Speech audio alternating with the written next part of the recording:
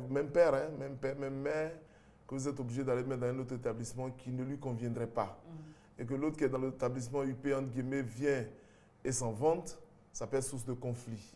Le choix des cadeaux. On se dit, par exemple, toujours sur le thème de la scolarité, on se dit cet enfant est plus intelligent que l'autre, il a donc de meilleures chances de réussite. Absolument. Donc autant capitaliser sur lui et puis mettre tous les moyens sur son parcours scolaire. C'est pas normal.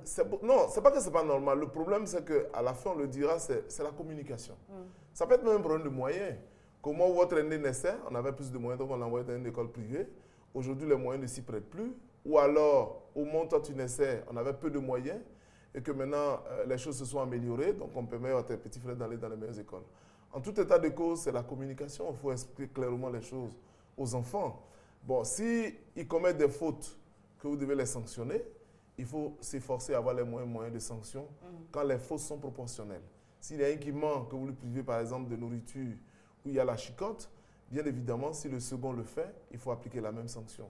Je pense que Mme Atungu a relevé le fait que quelqu'un peut pas mettre un enfant au monde et ne pas l'aimer, mais je ne vais pas polémiquer là-dessus. C'est notre attitude, c'est l'attitude des parents qui va amener les enfants à soupçonner ou à s'inquiéter du fait que tel ou tel parent. C'est vrai qu'on peut aimer un enfant plus que l'autre, mais le tout c'est de ne pas le montrer. Mais là, oui, il faut savoir avoir de la sagesse et de la retenue pour le faire. Parce que je le dis encore, je vais relever un fait. Il y a par exemple, vous êtes dans une famille même des adultes. Vous êtes tous adultes. Et puis, parmi vous, vous êtes 5, 6, 7. Parmi vous, il y a peut-être un qui est beaucoup plus présent avec les parents, qui s'en occupe. On a tendance à lui demander plus. On lui en demande plus. On lui dit, mais c'est parce que les autres ont des problèmes. Ils n'ont pas le temps. Ils n'ont pas les moyens. Or, personne n'a déclaré qu'il est riche. Donc, c'est des sacrifices que ce dernier consent pour essayer d'aider un tant soit peu les parents. Il est évident qu'il voudrait que cela soit reconnu. Donc, quand ce n'est pas reconnu, c'est source de frustration et de conflit. Madame Kwasi Blé nous appelle de Port-Boué. Bonjour, madame. Elle est partie. Docteur, alors on va passer un peu la parole. Je voulais ajouter une chose par rapport à l'intervention de M. Bois. C'est que quand un enfant, par exemple, on a 4 enfants, le dernier est toujours chouchouté. Donc, avant d'avoir un quatrième, il y avait eu le troisième. Le troisième voit que sa place est disputée parce qu'il y a un quatrième, il n'a pas les mêmes attentions que le dernier. Et là aussi, c'est source de conflit entre les deux. Tu es venu me piquer ma place, je ne suis pas d'accord. L'autre aussi dit non, j'ai le droit d'être chouchouté. Et ça, c'est les parents qui doivent gérer ça. Ça peut poser problème. On vous a tous invités sur ce plateau à discuter avec vos enfants. La situation n'est pas forcément de les séparer dans l'immédiat. C'est de discuter d'abord séparément avec le premier et le second et ensuite avoir une conversation franche en famille. À cela, moi, je voudrais ajouter qu'à un certain niveau, les parents doivent être capables d'identifier les différentes tendances comportementales des enfants. Il y a des enfants qui sont timides, il y a des enfants qui sont rancuniers.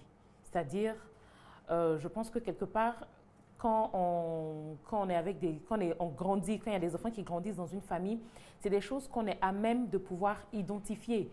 Que l'enfant, lui, il est plus méchant. Bon, c'est pas qu'il est méchant, mais c'est qu'il est un peu rancunier, alors qu'un autre est plus tolérant. Donc, il faut être à même, pour un parent, d'identifier ces choses-là et d'appliquer l'éducation qui va avec. Quand un enfant est plus rancunier, c'est un enfant avec qui il faut parler, qu'il faut justifier certains comportements parce que lui, il ne comprend pas pourquoi il n'a pas certaines choses qui, pour lui, devraient lui revenir de droit.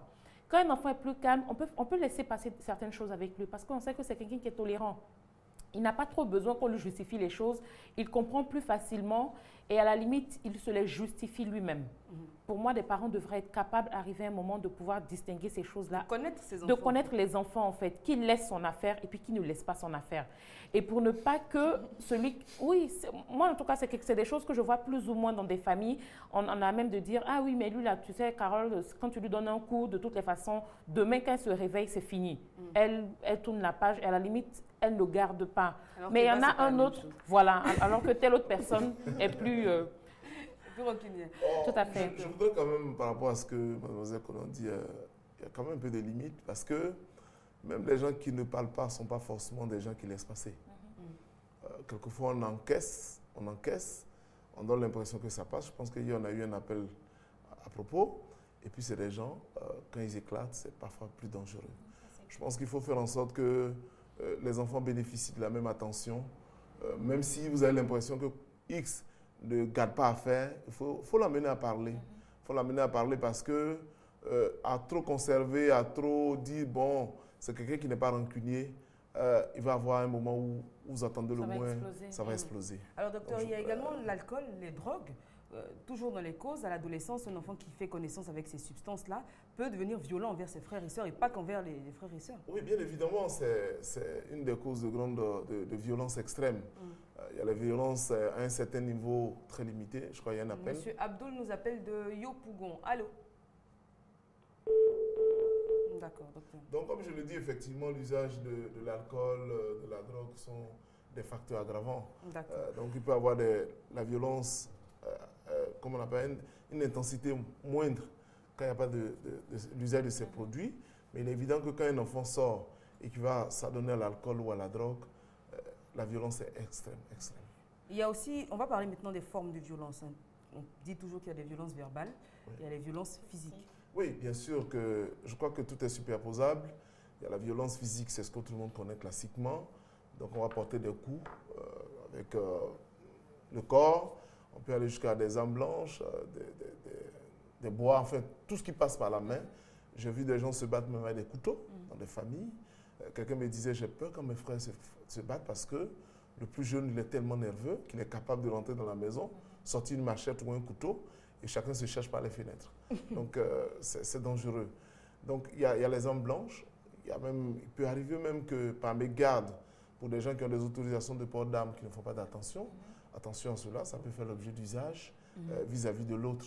Ça peut être utilisé pour menacer. De violences verbales, vous avez parlé hier notamment de violences sournoises. On a même une téléspectatrice qui a appelé pour témoigner. Alors quand on a un enfant qui est tout le temps insulté par les parents en disant, excusez-moi du terme, notamment tu es bête, tu ne réussiras rien dans ta vie, etc. Il y a les petits frères, les petites sœurs qui peuvent... et prennent le relais. Je crois que les autres l'ont dit. Et puis la dame qui a appelé de Dabou, on suit les parents. Si vous apprenez l'habitude vous-même de dévaloriser un enfant, ok, on y va. Monsieur Sow nous appelle de Port-Boué. Bonjour, monsieur. Oui, bonjour, madame. Merci d'être avec nous. On vous écoute. Excusez-moi, je vous appelle parce que l'émission m'intéresse. Oui. Parce que 2 ou 3 semaines aussi. Oui. Mais dans le cas d'aujourd'hui, vraiment, moi, ça m'a arrivé. Mais ça a été une réussite pour moi. Oui. Parce que mon premier enfant ne voulait rien faire, rester à la maison, suivre du football, suivre de n'importe quoi. Et finalement, on faisait toute la histoire avec les enfants. Finalement, j'ai pris son petit frère, il a donné toutes les responsabilités.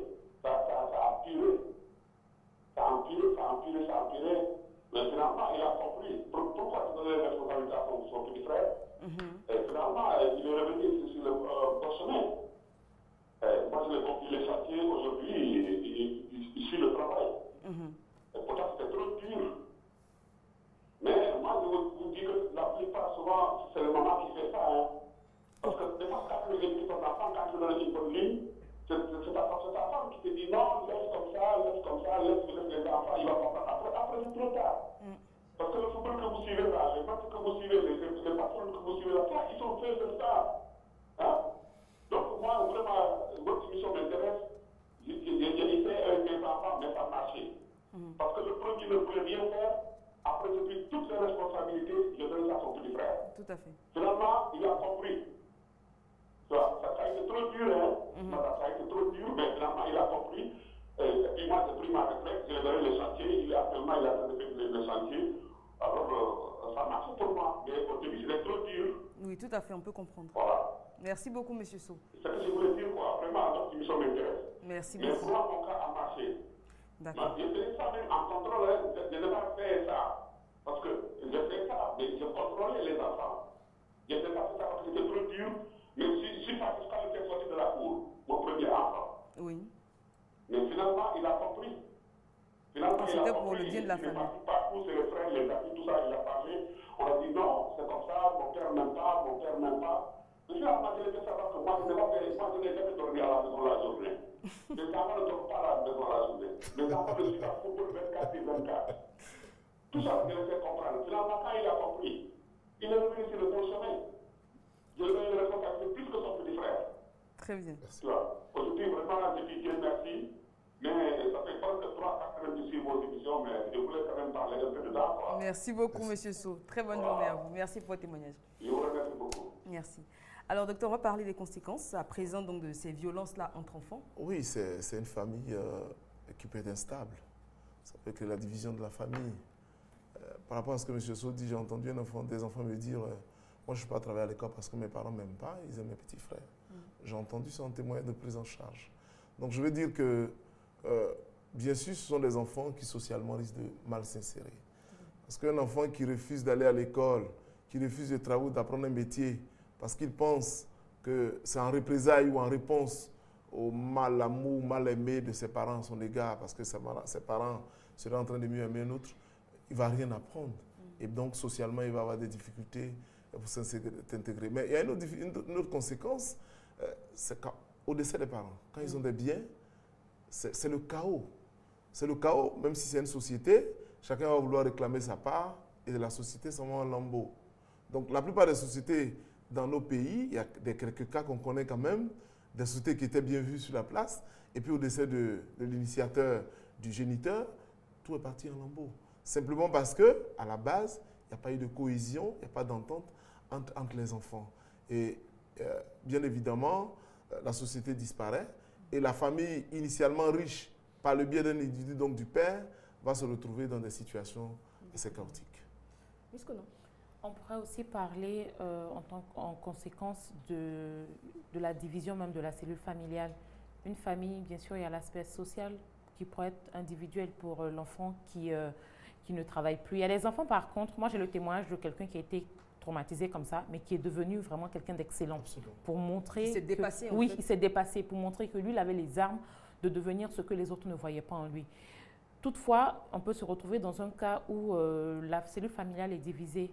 Parce que les parents, arrivés à un moment, ils se retrouvent aussi, on ne s'en rend peut-être pas compte parce que nous, on n'est pas dans le lit conjugal, là où à 4 heures du matin se prennent les décisions pour l'éducation des enfants.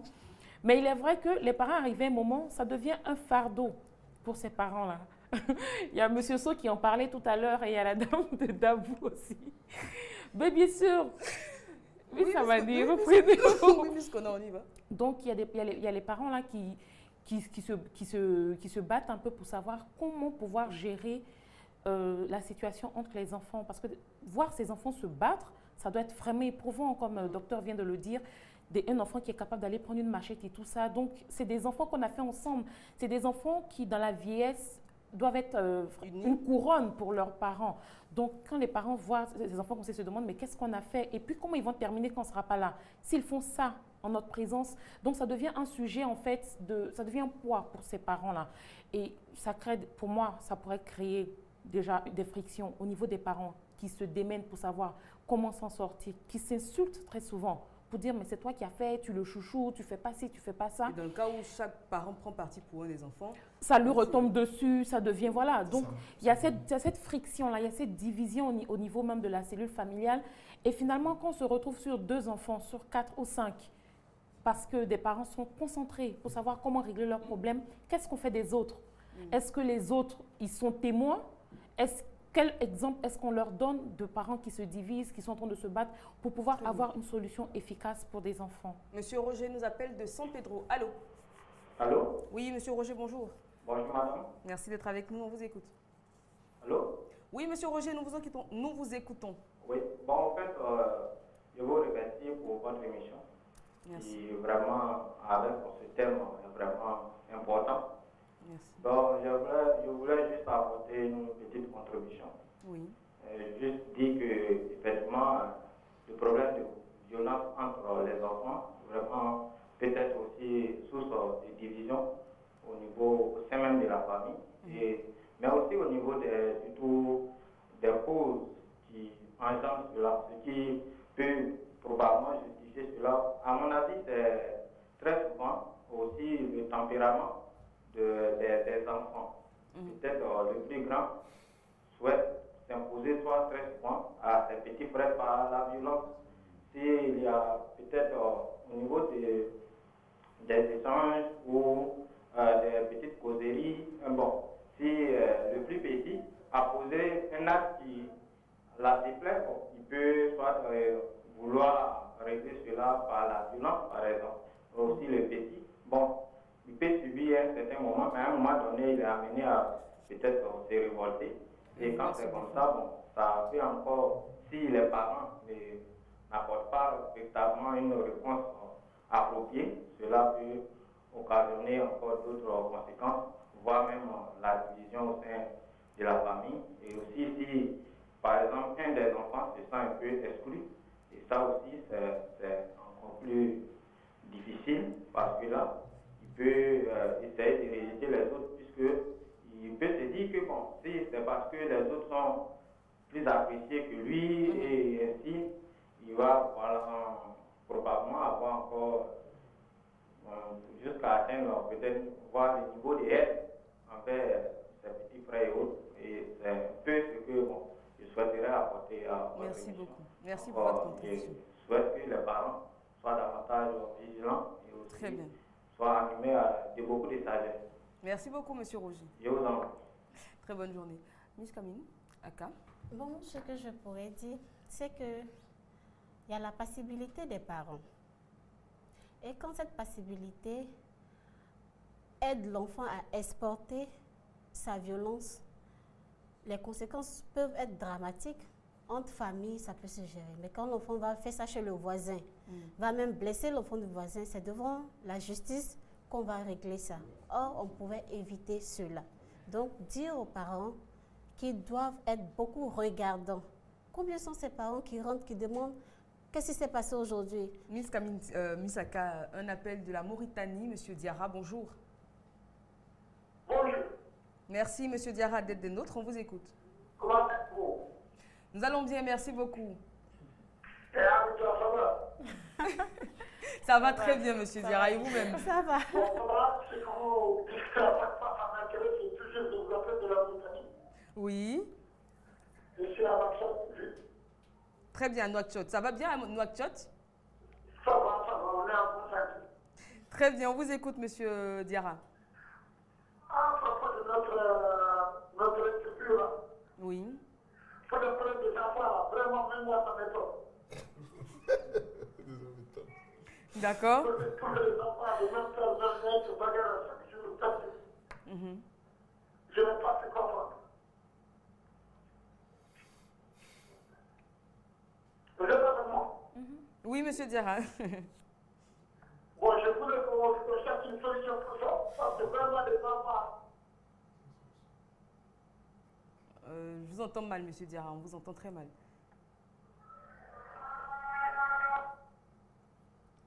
Allô? D'accord, alors Miss Aka nous parlait donc de ces conséquences-là quand l'enfant exporte donc sa violence, comme vous avez dit, et qu'il va se battre hors de la maison. Et une fois, j'ai assisté à une scène, c'est que il y a une personne qui fumait. On sait que fumer n'est pas bon, mais bon, on ne peut pas interdire à une grande personne. Mais qui dit à son enfant, donne-moi la cigarette, passe-moi le briquet, allume-moi ma cigarette. J'ai été choquée, j'ai dit, mais pourquoi tu fais ça devant l'enfant? C'est un enfant, il ne va pas décider à fumer, mais puisqu'il va te copier, tu es son exemple.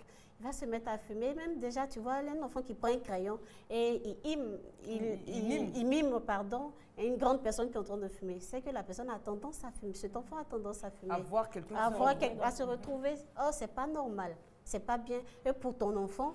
Petite parenthèse, on ne parle pas de cigarette aujourd'hui. Non. Par contre, j'ai vu un monsieur demander à son fils d'aller acheter une cigarette et lui a demandé de l'allumer à la boutique.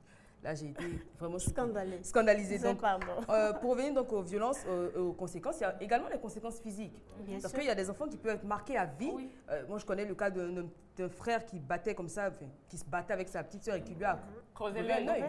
La petite est bonne et ça, c'est définitif, c'est à vie. Donc, c'était pas voulu. Mais c'est les choses qui arrivent et puis après, on a du mal à gérer. Donc, ou bien pousser dans la salle de bain, prendre un coup sur la tête. Comme à côté de la cuisinière, il y a des brûlures, il y a des choses. La dernière fois, tu expliquais l'anecdote comme ça d'une dame qui se battait avec son mari et puis bon, il y a eu je veux dire, dès qu'il y a violence, il peut y avoir des conséquences qu'on n'espère pas. Parce qu'on n'a pas su gérer sa colère, on n'a pas su s'exprimer réellement comme on le voulait. Ben, on peut se retrouver à pousser quelqu'un juste parce qu'on est fâché, ben, quitte sur mon passage. Et puis, la personne tombe et prend un coup, ben, cette personne-là décède. Bon, tu as 14 ans, ton petit frère a 12 ans, tu n'avais pas cette intention-là de lui faire ce mal. En tout cas, à ce point-là, tu voulais juste lui donner une correction. Et tu te retrouves marqué psychologiquement toi-même avec ce poids-là sur la tête de te dire, c'est moi qui ai donné cette colère-là, qui ai imprimé cette colère-là dans la vie de ma famille. C'est moi qui ai arraché la vie à mon petit frère, alors qu'à la base, c'est parce qu'on voulait. Très bien. Je voudrais, parmi les conséquences, insister sur un fait, la rancœur. Tout à l'heure, mademoiselle Conan disait qu'il y a des enfants qui ont été traumatisés, qui ont utilisé ça comme une force pour réussir. Il y en a, ça existe. Mais en général, ces enfants sont dans la rancœur. J'ai connu des enfants... On va prendre un appel du Mali, docteur. Monsieur Maïga qui nous appelle. Allô? Allô? Bon, c'est juste pour vous dire que vraiment, ce problème-là, c'est les parents même qui créent. D'accord. Parce que même dans la famille, même si je me fais comprendre, nous avons un petit là, notre cadet. Bon, si nos mamans, par exemple, quelqu'un qui a posé des problèmes là, si par exemple maman t'insulte, même le petit aussi essaye de t'insulter. Mais par exemple, si tu dis maintenant tu vas réagir, bon, la maman va dire, ah vraiment c'est ton préfère, ne lui fais pas ça, vraiment c'est un peu son. À cause de ça, malgré que je suis au nord du Mali, à chaque fois j'écoute cette émission, parce que vraiment ça me soulage un peu. Merci beaucoup. Voilà. Ok, merci. C'est juste ça que j'ai envie de vous dire. Merci beaucoup, M. Maïga. Très bonne journée.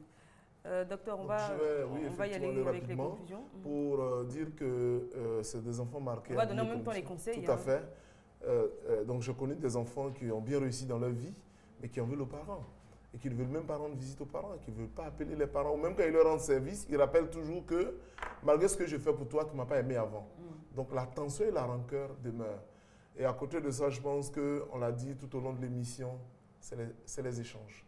C'est de chercher à être juste vis-à-vis des enfants, appliquer les mêmes sanctions, les mêmes récompenses.